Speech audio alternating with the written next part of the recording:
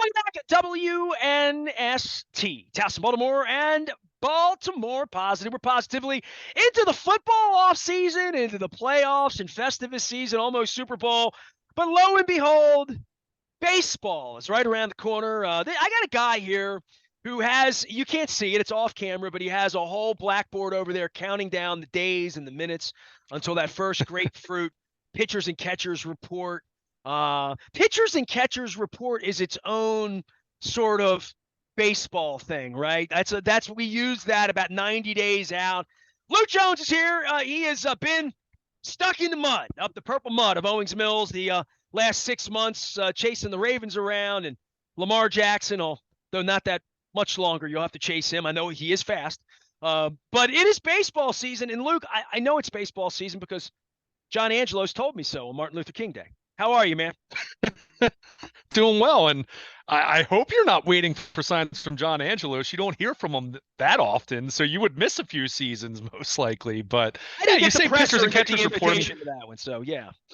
Right. Well, it was the same as locker cleanout day for the Ravens, so I had to make a executive choice there. But you mentioned pitchers and catchers, and there's reason to be excited about the Orioles in terms of the young guys and the finish to 2022 and Adley Rutschman and Gunnar Henderson and 8 guys in Baseball America's top 100 are Orioles prospects. 7 of them are at AAA or close or already in the majors. In the case of Henderson, there are things to be excited about. And then you look at this offseason, and it's been very, at best, incremental improvement at a couple spots.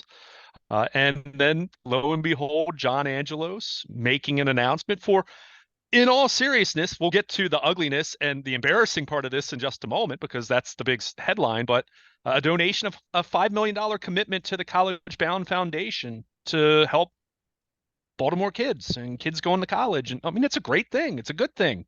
Something that does deserve some recognition. But when you call a press conference to announce something like that, and you have spoken to the media so very rarely, there is always an understanding, especially when it's sent out to your reporters, your media who cover the team.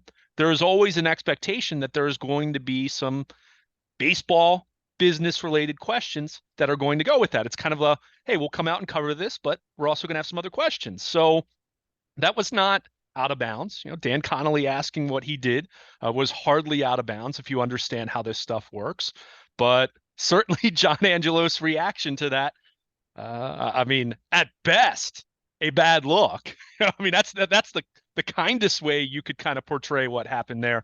But just embarrassing, and it really did soil what was a good thing. And it would have been very easily for John Angelos to simply say, hey, Dan, you've covered the Orioles a long time. I respect that. I understand you have questions, and I haven't been available a whole lot of late.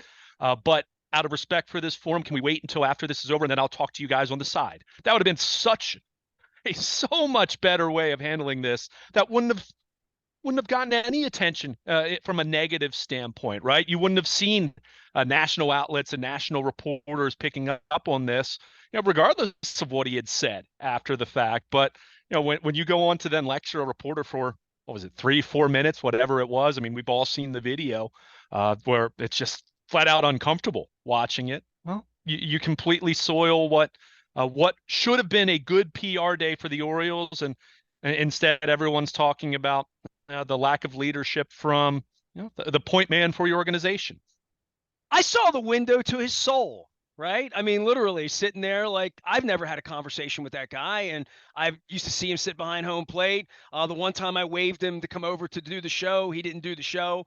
Sid Thrift was the GM at the time, so I guess it would maybe make it 97, 8, 9, somewhere in there. This was after the two good-looking boys comment to the Evening Sun.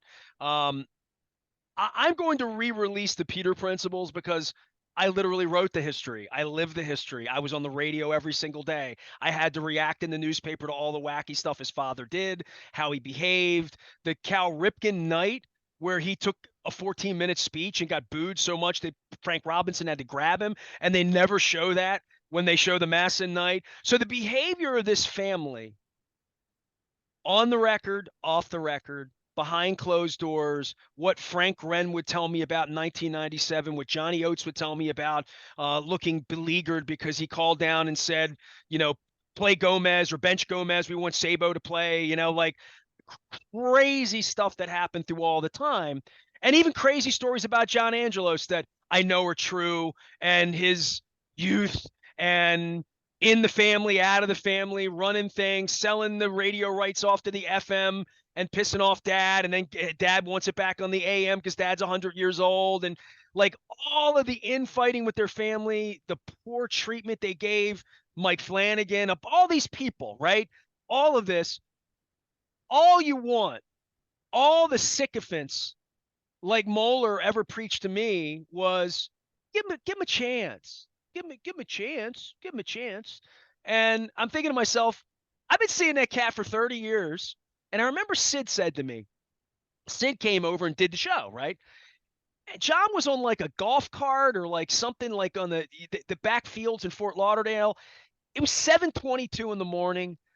The sprinklers were out. Nobody was around. Nobody. There's no fans. Stadium's not open. It's 59 degrees. We're wearing sweaters, drinking coffee. Sun's coming up. It's Florida. We're selling optimism for the baseball team. I got my ass out of bed with a crew at 5 in the morning to be down there broadcasting. And he waved me off. I said, John, you want to come over and, do some radio, get to know us a little bit? I got the Papa wave in an empty stadium with like a groundskeeper, somebody, with a rake. And I said to Sid, I'm like, what's wrong with that dude? This is the 29-year-old version of me. He's my age. It's not like, he's here and I'm here. And it was very obvious the level of arrogance that was involved and the Dundalk versus Gilman and like all of that would be in my mind at that time. And Sid Thrift says to me, Nesta, he's an introvert. He's introverted. He's just himself. He's quiet and he's trying to learn the game, but he's an introvert. And I'm thinking to myself, okay, that's all the information I ever got from him. But then he ran Masson, lots of people around town. He was always talking about money and business dealings and all of that. Some people said really good things about him. Bright, with it, knows things, connected to the game, going to be different than his father. I've had people pitch that to me. So I hear it, and I don't know him, right? I don't know him. I've made overtures.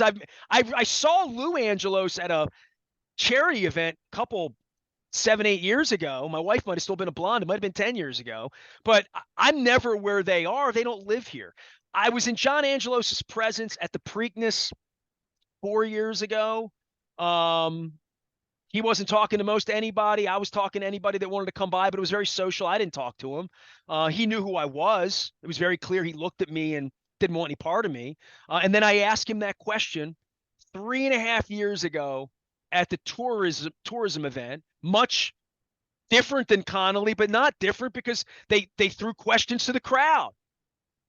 The question after mine was a lady who just said to him, literally her question was, Luke, I'm not even paraphrasing. She said, what's wrong with my Orioles? That was the question to her, to him.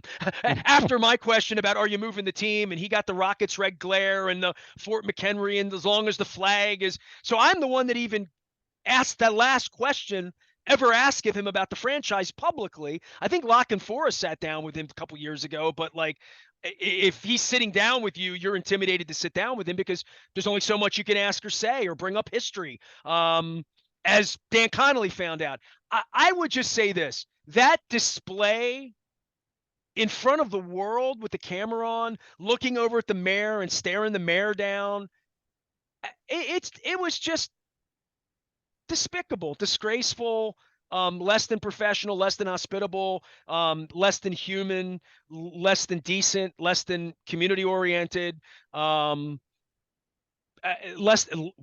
less than honest, because I mean, he made promises he's made checks he's not going to cash. And it just really, really speaks to, he would have a long way to go to live it down, right? Like, he calls a press conference next week, opens the books legitimately, greets me and you and anybody else that were journalists at the door, not people he thinks are journalists, people who think they're journalists, and turns the new leaf, whatever. But finds a new beginning, gets sober, finds Jesus, whatever the turning point, sees the light, turns the page, starts doing things differently, whatever that phrase would be. If that were to happen, he'd have a long way to go to say that that's not the guy he is. You know what I mean? Because that's the guy he is now and forevermore until he changes it. And I had Tom Lavero on in the aftermath, Luke, and Tom's pretty convinced that they're closer to the end than the beginning now. And Tom's monitored this as a journalist at the Baltimore Sun in the 80s, right? So Daniel Snyder looks like they're finally getting rid of him, right? So I mean, imagine if Snyder and Angelos both go out of here, and you're a guy in Bowie with stuff in both closets. But for me with the Angelos thing, like he's not even the owner of the team. He's a team representative. He's the son, but he's not even the owner of the team. And the weirdest part was what snapped in his brain at that moment to think that he's doing something that would not come without consequences. You know what I mean? Because there's never a consequence. I think that's really the lesson to be learned here. Much like Chad Steele taking my credential, or Steve Bisciotti doing whatever he wants, or Dan Snyder, who literally the consequence, if he doesn't go to jail, he's made $2 billion more by not selling the team in August or by not getting chased out early. The longer he hangs in, he's adding up billions of dollars he'll get to walk with. So I don't know that he's even really a loser. But in the end, these really wealthy guys, I did not understand this when I did Free the Birds in 2006. I did not understand. I understood what I was up against institutionally. I did not really understand what I was up intellectually. Intellectually, that look from John Angelos would get anyone in any business fired. Like, you could not do that if you ran a hospital, pick any of our sponsors, a beer company. You couldn't get away with it if you were a politician, because people wouldn't vote for you. So I don't know at what point in his life this is an acceptable behavior. But clearly he has no daddy now, and mommy's on his side. Just ask his brother and all the lawyers around them. It just, it's gross. So there's my monologue on it. It was just gross. And to think in my mind, that could have been you. That could have been me. But if it was me, it's just because I'm a dick and I'm a jerk and I'm a bad guy and the Ravens threw me out. Like, they seek to vilify media people. The vilification and the attack on Dan Connolly because his badge said press on it was disgraceful. And if Dan, and I don't know Dan. I mean, you know Dan. I don't really know Dan. I've spoken to Dan once. I was very kind to Dan in the press box when Major League Baseball credentialed me at the DC All-Star game a couple years ago. And I saw him on workout day, and I had a nice chat with him. And I mean, he works with Jack Gibbons, who is the reason you're here and the reason I'm here. Jack Gibbons is our godfather. And I love Jack, and Jack worked with Baltimore baseball. My position with the Orioles has made many people like Dan Connolly and even Jeff Zrebeck in the early days not necessarily friendly toward me, because nobody was allowed to be friendly toward me with the baseball team because that guy was their boss. And I think the more of that happens, the more understanding I have about it, because, like, I didn't think he would ever do something like that to Dan Connolly. Like, I thought he would do that to me, but I didn't think he would do that to Dan Connolly. I thought that was just, it was an insane move, because Dan Connolly's going to get support from I mean, I've heard from 3 PR directors in the last 2 days, Luke, people that worked in baseball, and they're like, I can't believe that happened to Dan Connolly. And Dan's reaction was, I read what he wrote at the Athletic, but it worries me for reporters. You work for me and I send you into that environment. How can I accept them treating my employee that way? How can we as fans accept them treating Dan this way? And the same way in 2006, I pleaded, how can you accept them throwing me out? Like, this should not be acceptable. It shouldn't be acceptable on either side. But this is a full color picture as to why these cats don't come in front of people, because they are really thin skinned and they're really egotistical and they're really out of touch. Yeah, no question about it. I mean, it really is a reflection of how they treat people beneath them. And that doesn't mean that Dan Connolly or anyone you just mentioned is actually beneath them, but from their perception, from their perspective, everyone is beneath why? them. Well, and especially and the people reason that work why for they them. feel that. Well, the reason why they feel that way is they have no one to answer to. I mean, even the state government. I mean, getting ready to give both 600 the million. Angelos family and Steve Bisciotti $600 million. And look, that's not beating up on the state of Maryland, or that happens everywhere. I mean, that's the cost of doing business, of having professional sports in your city. I mean, that's And the cost of having right or media is wrong. having And people like you and me ask them, what are you going to do with the money? What sure, are you doing with our sure. money? And they don't even answer that.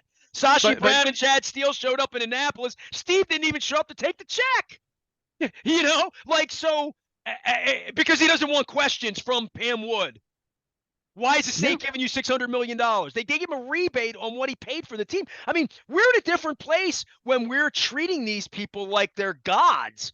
I mean, dude, you own the Orioles. If we can't ask you what your plan is, then maybe I shouldn't be a fan of the Orioles. I mean, well, literally. I mean, yeah, and that's really. I mean, you just made the point, and I was talking to someone about this, and I'm pretty sure you've said this. I mean, it just so comes off as acting like you hit a triple when you were born on third base, if you're John Angelos. And I've heard that from two different people over the course of the last few days. But I want to go back to what you just said. Look, at the end of the day, and I've had this argument with you so many different times when we start diving into the business side, the ugliness, behind the scenes, behind the curtain when it comes to pro sports, how a large segment, a large portion of fans, quite frankly, they don't care about that. And I don't mean that they're not smart enough to understand it. That's not what I'm implying at all. It means that they have their own lives, and this is leisure. but then You when and they I do come to this as our life. me or Dan Connolly, who said to John Angelos, I study. This is what I do for a living, John. Don't insult me. Like, don't treat me like I'm one of those fans who doesn't pay attention. I do pay attention because the state just gave you $600 million. And, and then it's these people, Luke, at this time that bubble up on Twitter and want to talk about Lamar's contract situation when they don't even know what the salary cap number is. By the way, he did a really nice job on that salary cap piece for the offseason and, with the Ravens on Monday, or on Thursday, I should say. But like, if you don't know, tune into people like us who do know once in a while, and we'll tell you what's really going on, which is why I'm re-releasing the Peter Principles for people that didn't live it. But it is amazing to me. I agree with you. 10% of the sports fans care about the business, but the 90% rattle off idiocy and inaccuracies in regard to the mass and money and the DC deal, which is why I bring Marty Conway and Tom Lavero and you, but you would say they know more than you do because you focus on the field. But the demeanor he had with Connolly about asking business, you're a toy department. You don't ask me business questions. Who is qualified to ask about the business? That's what I would ask. If it's not you and me, Well, who is it?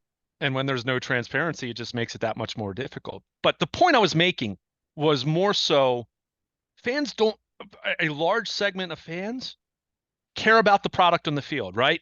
They don't even care that much about who's covering the team. Like, they'd say, okay, well, that's lousy that they treated them that way. But think about this: just if you are in La La Land, just all about the team on the field, don't really care about anything behind the scenes. Yeah, Mike Elias is the general manager, but that's kind of the extent of it. The Angelos family has owned the team because they have since 1993, but that's kind of the extent of your interest in it, because you have 25 other things that are way more important going on in your life, but you like baseball. You're a baseball fan, and you like when the season starts in April, and you watch quite often until the end of September. Think about how few headlines the Orioles have made this offseason. Adam Frazier signing, a Kyle Gibson signing, Michael Givens is back. Great. You hear about Baseball America, more prospects. Great. They're having a winter carnival in a couple of weeks. They are going to have a caravan in a few weeks. Great. Good. However, this is one of those rare times when your point man, your CEO, not the owner, but part of the Angelos family who owns the team, comes out from the woodwork to actually be a public figure and to speak. And that's how he portrays himself. You are not, regardless of the poor treatment of Dan Connolly or any other journalist, and what that entails and what that means, and talking about that from our perspective and from fans who do pay attention and consume more of that part of it, it's just an awful message in terms of recruiting people. I mean, if you're talking, I mean, here's a perfect example. My high school friends that I have a text message chain with, we've been talking about it for weeks, and they're constantly asking me about Lamar or the Ravens. Well, last August and September, they were talking about baseball a good bit. They were talking about the Orioles a good bit. They For the were first time excited since you were about in it. your 20s. For the first, no, not that long ago, but the first time since Well, I still think he's 2016, let's say. 32, so I'm sorry. Right, right. So no, I appreciate that because I'm 39. But the point is, there's been nothing this winter that's recruited people. I mean, nothing. And look, Kyle Gibson, there's a good chance I think he'll be better than Jordan Lyles. And Adam Frazier, do I think he'll be better than Rougned Odor? Sure. And do I think Michael Gibbons can help their bullpen? Sure.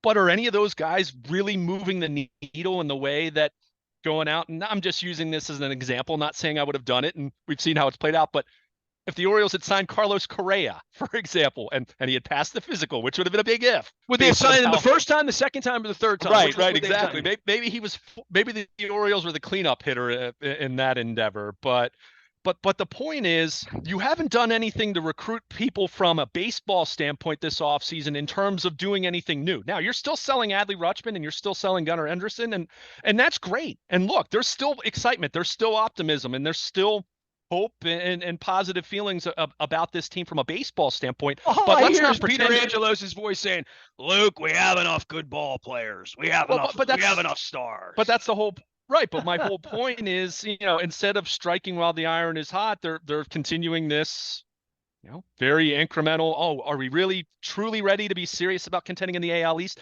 They're still carrying out the 5-year plan. And look, I don't think that's Mike Elias. I think that's ownership. I think that's ownership not wanting to spend money. So with that understanding, with that thought, if you're just a baseball fan and not really diving deep into the lease or the future of the team or ownership or the Angelos family legal battle that's ongoing. Don't forget the massive money, because that was the thing that saved them. That's a massive part of it. Of course it is. Yeah. We'll continue to be until it's not. As that has gone down, the Major League Baseball fund money has gotten bigger from their media deals. So it is sort of offset, but empty seats are empty seats. Empty skyboxes are empty skyboxes. Sure. Corporate sales being down in a depleted market. Like, all of that is real for their economics. So I'll hear the economic thing of they don't have a ton of money. Like, daddy's dying. The law firm's broke. The brothers are fighting. I mean, the thing is a freaking mess, which is why we have so many questions and we sit around here. And then who can we ask to get real answers if we can't ask him? Right, exactly. So you have that entire mess that even if you're talking about a certain segment of your fan base isn't dwelling on that because they don't have enough time to really follow that, and they don't care because they're not thinking about that in January, you still have John Angelos come out into a public forum on Martin Luther King Day, do this really cool thing that should be something that, hey, that's pretty cool. The Orioles are doing that $5 million investment, helping Baltimore City kids, get education and go to college. That's awesome. That should be something that should be really positive. And he completely, by his own accord, because Dan, it's not as though Connolly asked anything out of bounds. He asked about the ownership of the team and the future of the team. If you're talking about your family and your organization and your franchise investing in Baltimore, it's a natural question to ask when it's very, very public that there's a legal battle going on within the family, and to ask about their future owning the Orioles and to tie in the lease, which until it's resolved is still an issue. No matter how many times they say the Orioles are staying, until it's signed and official, it's still there. So these are all natural questions that are tied into that.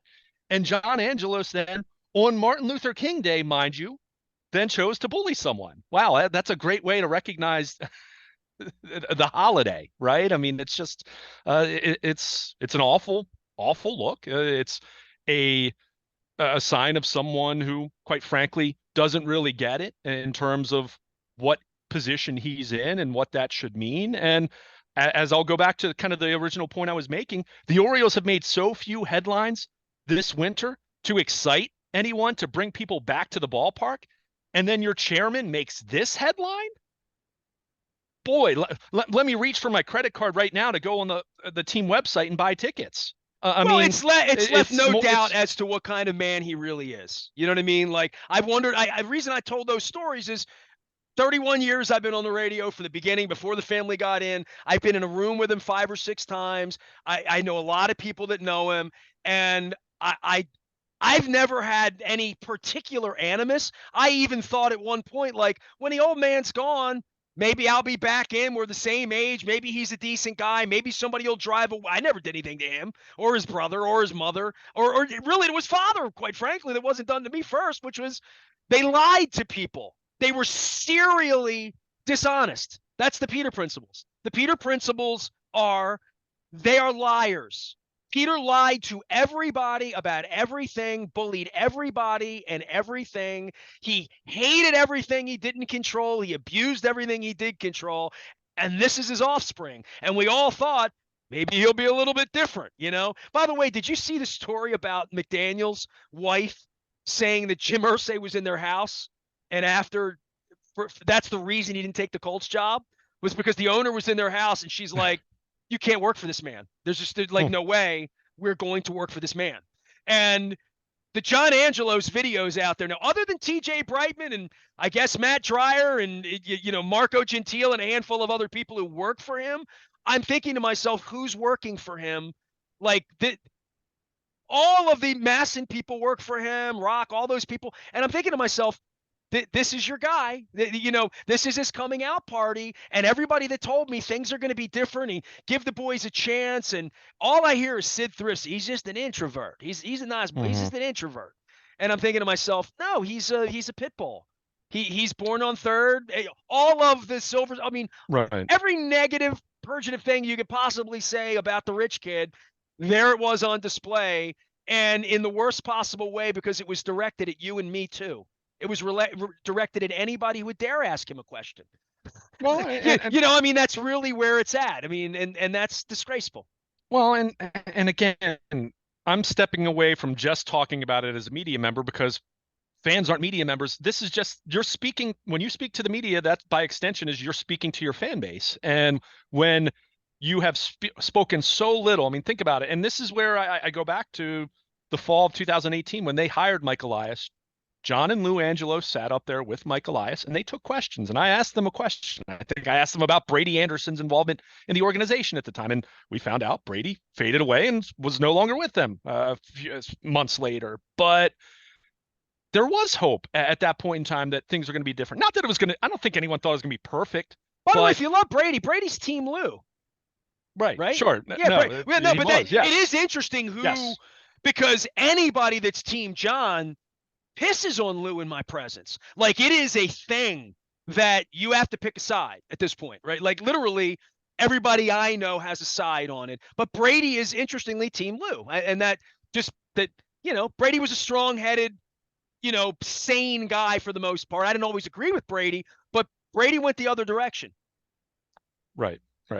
But I mean, the point I was trying to make, though, is in November of 2018, when that happened, I mean, it's the first time I'd asked a question to Orioles owner, part of the Angelos family. I mean, Peter Angelos spoke so briefly since I started covering the Orioles in 2010.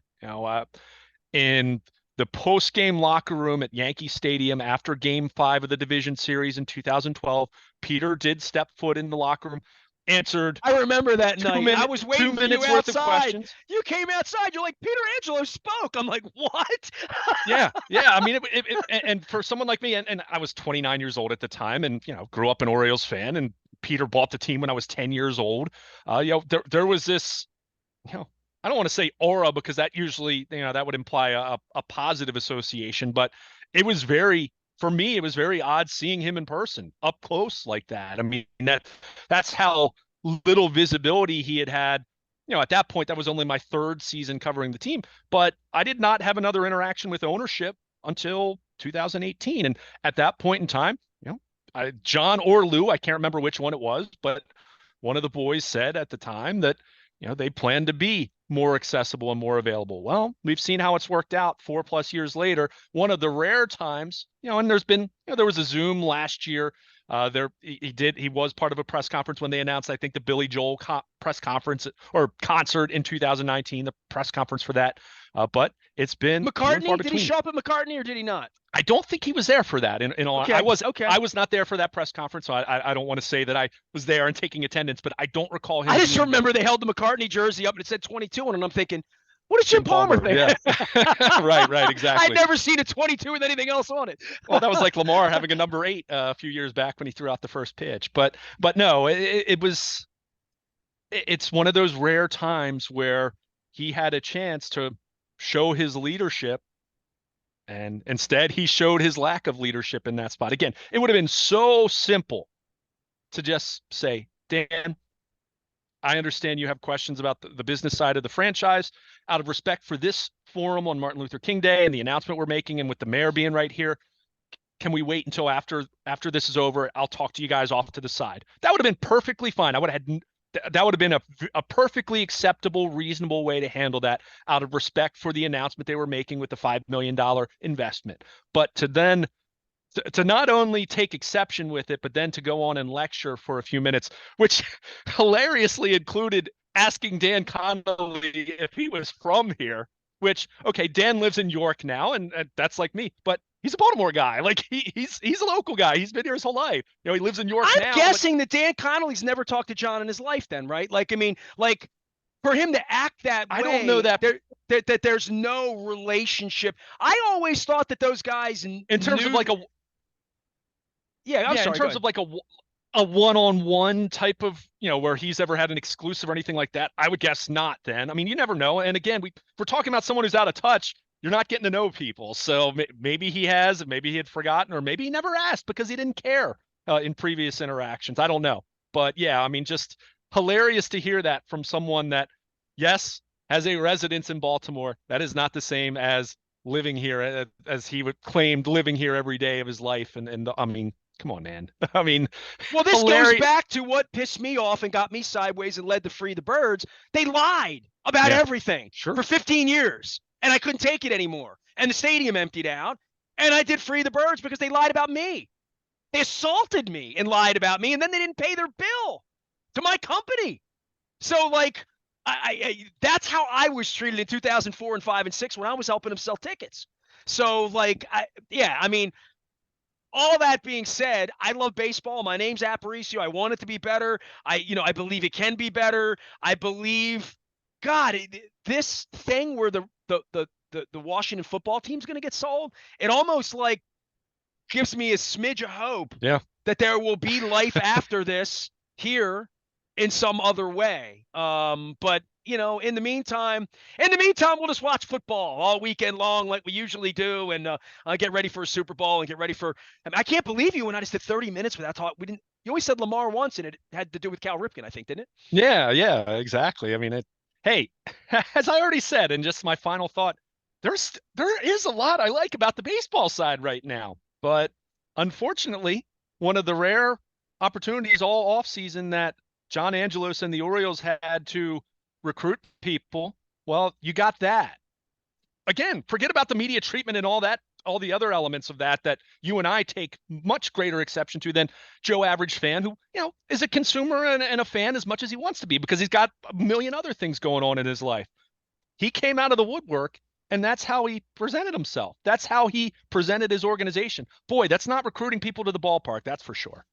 Well, and then there's the baseball side of Mike Elias and the questions about whether he's getting out of contract at this point, which we'll discuss Yeah. later. But like, there is no transparency. You know what I mean? There is no Yeah. honor. There is no trust. We go back to big trust, and we go back to what's broken Lamar up with the Ravens is they don't trust each other, right? So like you and I've had trust for 15 years together as partners in doing this.